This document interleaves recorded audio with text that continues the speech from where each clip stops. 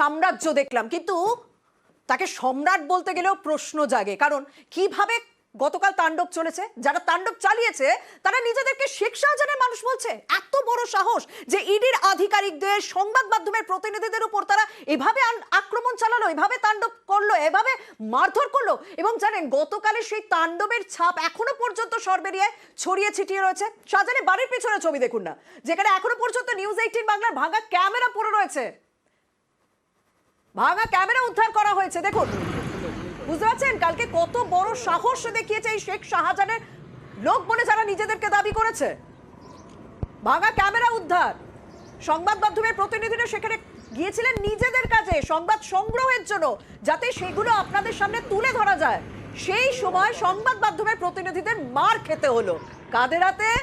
শেখ শাহজাহানের লোকেদের কাছে, কোট আনকোট, কারণ তারা নিজেদের শেখ শাহজাহানের লোক বলে বারবার দাবি করে এসেছে।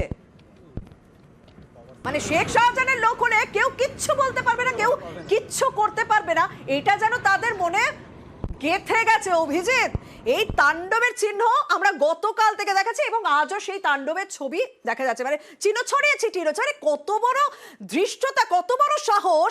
শেখ শাহজাহানের লোক হলে কেউ কিচ্ছু বলবে না, কেউ কিচ্ছু করতে পারবে না, উল্টে তারা মারধর করতে পারবে।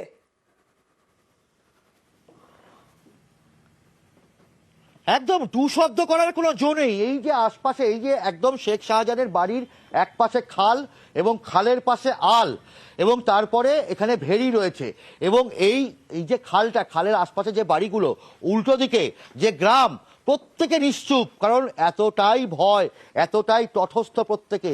কারণ শাহজাহান শেখের দাপটের কাছে তারা নস্যি। এখনো এখানে ছড়িয়ে ছিটিয়ে রয়েছে যে কি ভয়াবহ পরিস্থিতি হয়েছিল গতকাল সকাল থেকে। এইখানে এই যে খাল, এই খালের জলের বিভিন্ন জায়গাতে আমাদের ক্যামেরার উইন্ডশিল্ড, ক্যামেরার বুমের ভাঙা অংশ, কোথাও ক্যামেরার ভাঙা টুকরো, কোথাও বা গাড়ির যন্ত্রাংশ, গাড়ির ব্যাটারি, সেগুলো পড়ে আছে।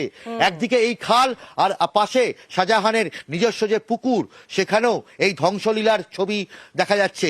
এবং এটাই বাস্তব যে কি ভয়াবহ পরিস্থিতির মধ্যে গতকাল কাটাতে হয়েছে ইডির আধিকারিকদের, কেন্দ্রীয় বাহিনীর জওয়ানদের, তেমনভাবেই আমাদের সংবাদ মাধ্যমের প্রতিনিধিদের, আমাদের রিপোর্টার, আমাদের নিউজ 18 বাংলার রিপোর্টার, ক্যামেরা পার্সন এবং ড্রাইভার, তিনজনেই যেভাবে এখানে বেধড়ক মারধর খেয়েছে।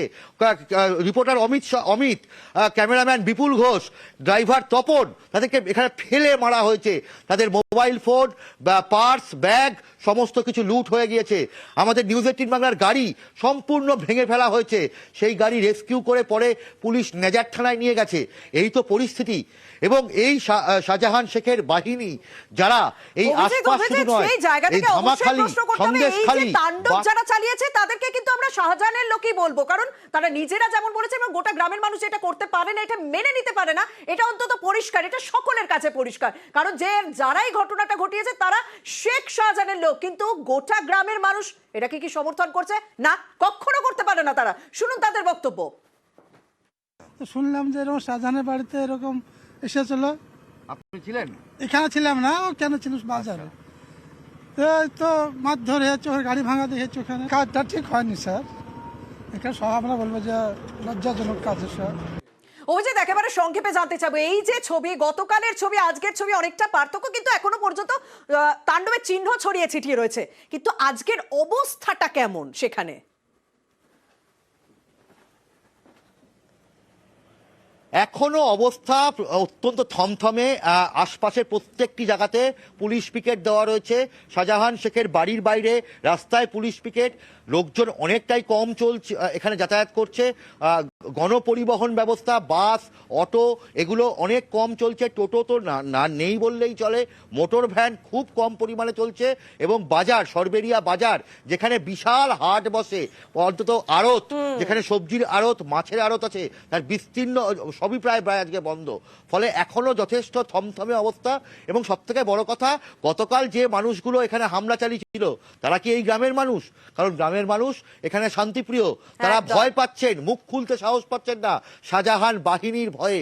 তবে তারা অগোচরে বলছেন যে কাজটা হয়েছে সেটা একদম এই কাজটা ভালো হয়নি, এবং তারা তো স্বাভাবিকভাবে বলবেনই, কারণ গোটা গ্রাম এই ধ্বংসলীলার সঙ্গে জড়িয়ে থাকতে পারে না, গোটা গ্রাম কখনো এই এমন একজন মানুষের সঙ্গ দিতে পারে না যে দিনের পর দিন অনৈতিক কাজ করে গিয়েছে, যে দিনের পর দিন বেআইনিভাবে নদীর চর দখল করে গেছে, যে দিনের পর দিন সরকারি সম্পত্তির আত্মসাৎ করে গিয়েছে। গোটা গ্রামের মানুষ কখনো সেই মানুষটির সঙ্গ দিতে পারে না, তাই সেই মানুষগুলো আজ তীব্র প্রতিবাদ করছেন, এই তাণ্ডব লীলার তীব্র প্রতিবাদ